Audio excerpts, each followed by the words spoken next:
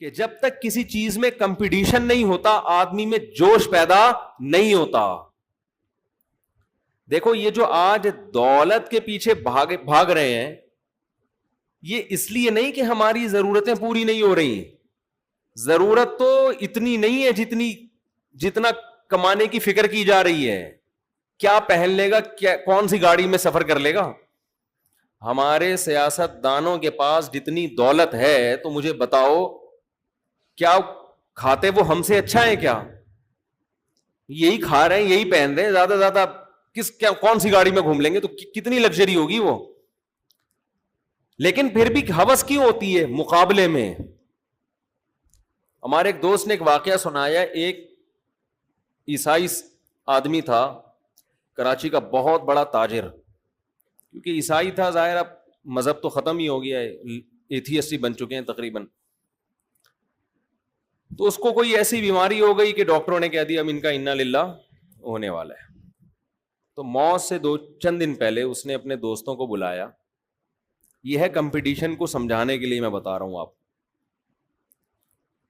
اس نے اپنے دوستوں سے کہا کہ یار یہ پیسہ ہے, ڈیفینس میں میرے لیے 1000 گز کا ایک لگژری سا بنگلہ خریدو. بھئی کیا ہو گیا بھائی, تو اب مرنے لگا ہے, تھوڑے دن میں تیری موت واقع ہو جائے گی, ڈیفینس میں تو لگژری سا ایک بنگلہ خریدنا چاہ رہا ہے, کیوں بھائی؟ تو اس نے کہا کہ میرے جو دوست تھے نا غریب, جن کی 2 ٹکوں کی ویلیو نہیں تھی, آج انہوں نے بڑے بڑے گھر بنا لیے ہیں. میں چاہتا ہوں کہ میں جب مروں تو میرا جنازہ کسی بڑے گھر سے اٹھے, تاکہ یہ جو 2 ٹکے کے لوگ ہیں جو آج اتنے بڑے بڑے گھر بنا کے بیٹھے ہوئے ہیں, یہ مجھ پہ فخر نہ کر سکیں. سمجھتے ہیں بات کو؟ اب بتاؤ مرتے ہوئے آدمی کو 1000 گز کے بنگلے کی ضرورت ہے؟ نہیں ہے تو بولو نہیں ہے, تھوڑا منہ ہلا دو. تو رمضان بھی ختم ہو گیا, نہیں ہے نا. لیکن کیا ہے کمپٹیشن کہ یار 2 ٹکے کے آدمی جو میرے سامنے سائیکل چلایا کرتے تھے, آج وہ 500 گز کے بنگلے میں رہ رہے ہیں. تو کچھ میری بھی تو کوئی اوقات ہے نا, میں ادھر مروں گا. میں نے تو بنایا نہیں اب تک گھر, بزنس میں لگاتا رہا ہوں, فوری طور پر میرے لیے 1000 گز کا بنگلہ تعمیر کیا جائے. یہ فالتو کام کس میں ہو رہا ہے؟ صرف کمپٹیشن.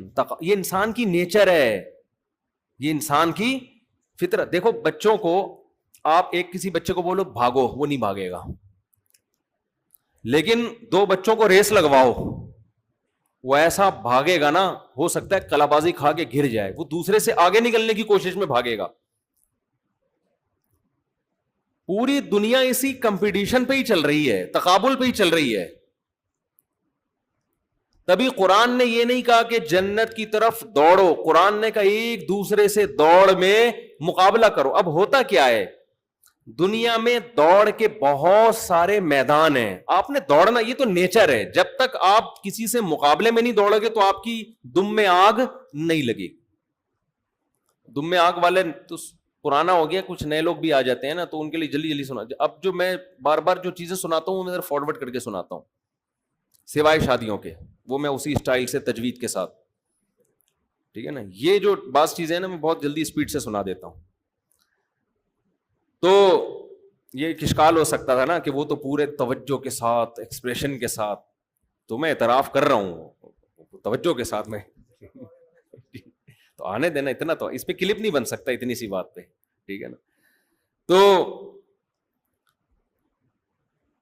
تو دوڑ کے نا مختلف میدان ہیں.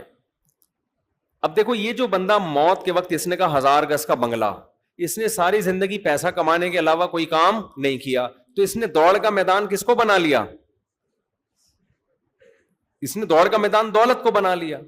یہ کبھی بھی دوڑ کا میدان کسی ریسرچ یا تحقیق کو نہیں بنائے گا, کیونکہ یہ اس کی فیلڈ ہی نہیں ہے.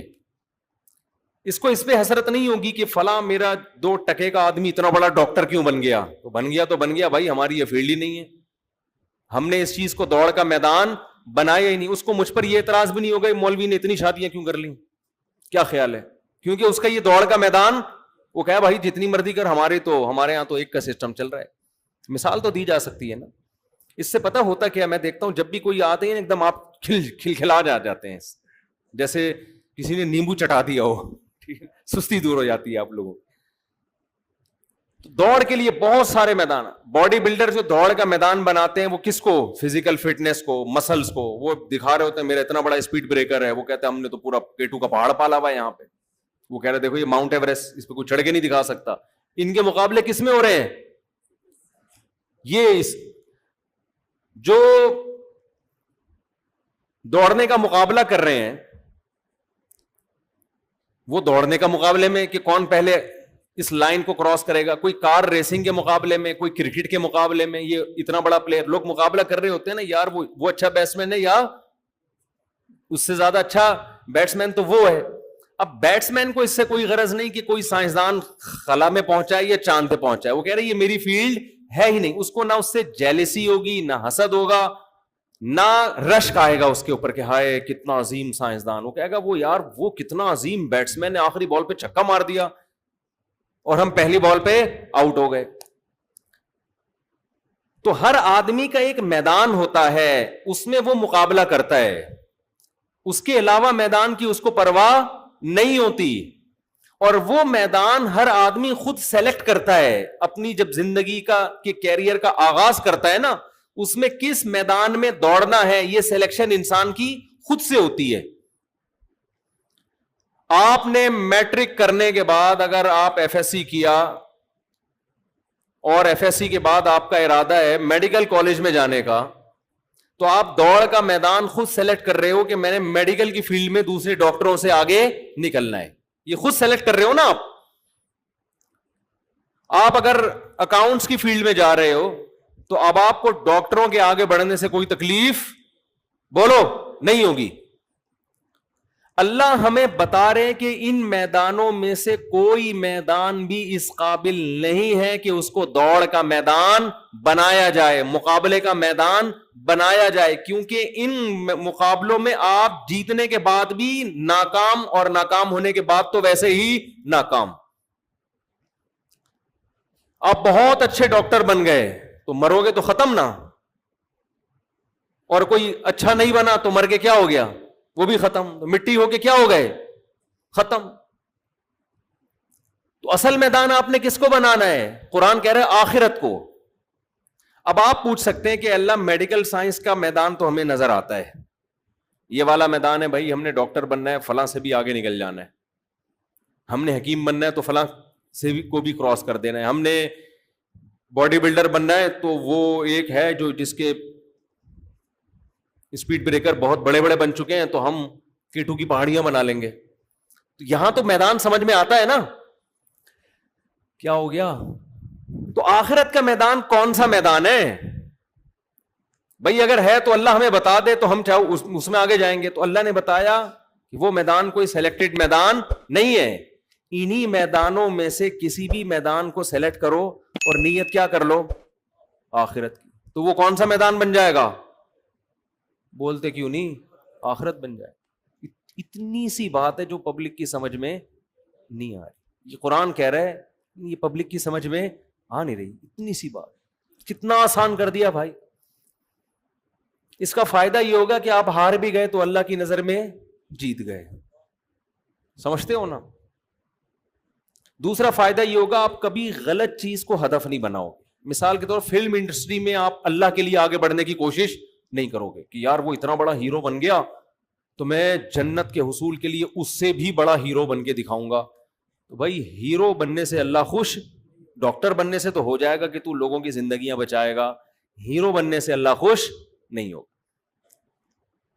ہم جب بچے تھے ٹی وی دیکھتے تھے نا تو بڑے بڑے فلم اسٹار آ کے بتا رہے تھے اللہ کا بڑا فضل ہے کہ اللہ نے مجھے اس مقام تک پہنچایا. ہم لوگ اب تبلیغ والوں سے کچھ اور سنتے تھے کہ ٹی وی دیکھنا حرام ہے, فلموں میں جانا حرام ہے.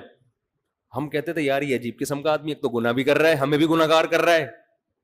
ہم تو توبہ استغفار کر کے ڈرامہ دیکھ رہے ہو. ڈرامے بھی اس زمانے کے ایسے دوپٹے لیے ہوئے اور اتنی اچھی اچھی باتیں, آدمی مسلمان ہو جائے, کلمہ پڑھ لے, اور اس وقت علماء کہتے تھے وہ حرام ہے.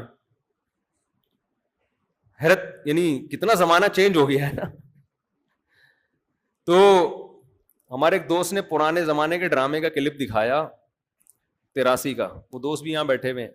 اتنی اچھی اچھی باتیں ہو رہی ہیں, ایسا لگ رہا ہے کہ ممبر پہ کوئی بیان کر رہا ہے. ماں بیٹی کو سکھا رہی ہے شوہر کا احترام. عجیب سی بات ہے یا نہیں ہے؟ ماں بچی کو کیا سکھا رہی ہے؟ شوہر کا احترام. ساس سے کیسے بات کی جاتی ہے, تمیز سکھا رہی ہے اس کو. تو یہ چیزیں مارکیٹ میں کیا چل رہی ہیں؟ شارٹ. تو وہ اس زمانے میں تھے, اس کو ہم سبھی کہتے تھے حرام ہے. اگر وہ زمانہ وہ لوگ یہاں آج کا دور دیکھ لیں تو اس کو شاید کہیں کہ بھئی یہ تو فرض ہیں اس کے مقابلے میں. تو ہم اس وقت یہ دیکھتے تھے, کوئی فلم ایکٹر ہے نا, وہ بتا رہا ہوتا تھا یہ اللہ کا بڑا فضل ہے کہ مجھے اللہ نے یہاں تک پہنچایا. ہم کہہ رہے تھے اللہ کا فضل کہاں سے ہو گیا بھائی تیرے اوپر؟ بھائی یہ تو اللہ کا قہر لگتا ہے یا عذاب لگتا ہے. کیونکہ پاکستان میں نا, میری تو اب ملاقات اداکاروں سے بھی ہوتی ہے, گلوکاروں سے بھی ہوتی ہے, تو کچھ ملاقاتیں کر کے اندازہ ہوتا ہے کہ پاکستان میں گلوکار, فنکار, اداکاروں کو زیادہ, سوائے ان کے جو میرا بیان سن رہے ہیں, ان کے علاوہ کو زیادہ کوئی یہاں پروٹوکول ملتا نہیں ہے. یہ خوشی کی بات ہے, ٹھیک ہے نا. بہت سو کو یہ فیلڈ پھر بالآخر چھوڑنی پڑتی ہے. یہ اللہ کا فضل ہے ہمارے اوپر کہ اللہ نے یہاں روشن مستقبل رکھا نہیں ہے. اور یاد رکھو اس کی ایک پازیٹو وجہ بھی ہے کہ مسلمان برائی میں اتنا آگے جا نہیں سکتا, لمٹ ہوتی ہے اس کی, وہ نہیں جا سکتا. اس کے لیے بہت کچھ الٹا سیدھا کرنا پڑتا ہے, وہ نہیں کر پاتا. کچھ کر بھی لیتے ہیں. تو جب آپ آخرت کو میدان بناؤ گے تو آپ سب سے پہلے ایسے راستے کو کبھی سیلیکٹ کرو گے ہی نہیں جس سے آخرت کا فائدے کے بجائے نقصان ہو رہا ہے. میں اکثر ایک مثال دیتا ہوں ایک حدیث کی. نبی صلی اللہ علیہ وسلم نے ارشاد فرمایا, ایک صحابی درخت لگا رہے تھے, آپ صلی اللہ علیہ وسلم نے فرمایا اس درخت کی عمر تمہاری عمر سے لمبی ہو سکتی ہے, او کما قال صلی اللہ علیہ وسلم. یعنی تم پلان کر رہے ہو 5 سال کا, درخت تو 5 سال بعد پھل دے گا نا, اور تمہیں تمہاری زندگی کا کوئی بھروسہ نہیں, آج سو صبح نہ اٹھو. تو اتنی لمبی لمبی امیدیں ہیں بھائی, اتنی لمبی لمبی امیدیں. اس حدیث سے ہمیں کیا میسج ملتا ہے؟ گویا ہمیں زمین کو آباد نہیں کرنا چاہیے. یہی میسج مل رہا ہے نا بھائی, کل کا کی خبر نہیں ہے اور پلاننگ ہو رہی ہے 5-5 سال کی. میسج تو یہی مل رہا ہے. درخت نہیں لگانا چاہیے. اب کوئی درخت لگا رہا ہو, آپ جا کے یہ حدیث ریفرنس کے ساتھ پیش کر دیں اس کو, چیپٹر نمبر بخاری حدیث نمبر 3 فلاں, حدیث نمبر 32, ایسا ہے نہیں نمبر کہیں آپ دیکھیں, ایک میں فرضی بتا رہا ہوں. کتاب کے ریفرنس کے ساتھ وہ بندہ درخت لگا رہا ہے. جو آج کل ہو رہا ہے نا وہ یہی ہو رہا ہے, جو آج کل کے نئے نئے اسکالرز آ رہے ہیں وہ یہی کر رہے ہیں. درخت لگا رہا ہے, آپ نے بولا کہ حدیث میں آتا ہے درخت مت لگاؤ. کون سی حدیث ریفرنس؟ دیکھو صحابی لگا رہے تھے, نبی نے اس عمل کو پسند نہیں کیا. وہ کہے گا بھائی میں علماء سے پوچھتا ہوں. یہی تو مسئلہ ہے تم لوگوں کا, مولویوں کے پاس میں حدیث دکھا رہا ہوں, تم کس کے پاس جا رہے ہو؟ مولویوں کے. امام ابو حنیفہ سے پوچھو گے اس کا مطلب کیا ہے. یہی تو شخصیت پر ریفرنس پیش کر رہا ہوں میں. کیا پیش کر رہا ہوں؟ یہ پٹی بھی چلا دی ہے میں نے. اچھا اسی حدیث کا جواب نیچے ڈسکرپشن میں ہوگا, وہ پٹی اڑا دی ہوگی, ٹھیک ہے نا. وہ پٹی کیا کی ہوئی ہوگی؟ اڑا دی ہوگی. تو ادھورا علم خطرہ ایمان. آج کل کے جو نئے نئے اسکالرز آ رہے ہیں نا یوٹیوب پہ, جن کے لوگ ریفرنسز سے بڑے متاثر ہوتے ہیں, ان میں اکثر, سب نہیں, ان میں اکثر ادھوری بات کرتے ہیں, پوری بات نہیں کرتے. آدھی بات جو ان کے مسلک کو پروموٹ کر رہی ہوگی, اور نعرہ یہ لگاتے ہیں کہ ہم مسلک پرست نہیں ہیں, ہم صرف قرآن و سنت کو مانتے ہیں. دوسری حدیث میں آتا ہے, بخاری مسلم کی حدیث ہے, آپ صلی اللہ علیہ وسلم نے فرمایا جس نے درخت لگایا اور مر گیا. جب بھی میں کہتا ہوں مر گیا, مجھے وہی یاد آتا ہے نیپال کے, نہیں جو زندہ ہو کے آ گئے تھے, مر گیا. تو مر گیا, وہ سچی مچی کا مر گیا, دوبارہ زندہ نہیں ہوا. تو آپ صلی اللہ علیہ وسلم نے فرمایا جب تک چرند پرند بھی اس درخت سے کھائیں گے اس کو قبر میں ثواب ملے گا. دیکھو دو متضاد آرڈر ہیں, ایک میں درخت لگانے کی حوصلہ شکنی کی جا رہی ہے, ایک میں درخت لگانے کی بہت زیادہ فضیلت, حالانکہ میدان تو ایک ہی ہے. کیا خیال ہے بھائی؟ میدان کیا ہے؟ ایک, لیکن نیت سے میدان کیا ہو رہا ہے؟ چینج ہو رہا ہے. وہ درخت لگا رہے ہیں اپنے لیے, تو اپنے لیے کون سوچتا ہے بھائی؟ نبی کی سیرت ہمارے سامنے ہے, ہمارے لیے وہ کیا ہے؟ نبی صلی اللہ علیہ وسلم نے فرمایا میری مثال کراکب استظل تحت شجرۃ, اس مسافر کی طرح ہے جو درخت کے نیچے آرام کرنے کے لیے تھوڑی دیر کے لیے لیٹ گیا اور یہاں سے جانا ہے آگے. کیا پلاننگ؟ ایک پلاننگ وہ ہوتی ہے جو کس کے لیے ہوتی ہے؟ آخرت کے لیے. اس پلاننگ میں ناکامی نہیں ہے. تو قرآن یہ کہہ رہا ہے کہ پلاننگ کرو, اور اس کس کے لیے؟ آخرت کے لیے. مغفرۃ من ربکم وجنہ, اور اس میں ایک دوسرے سے آگے بڑھنے کی کوشش کرو, مقابلہ کرو, دوڑ لگاؤ ایک دوسرے سے.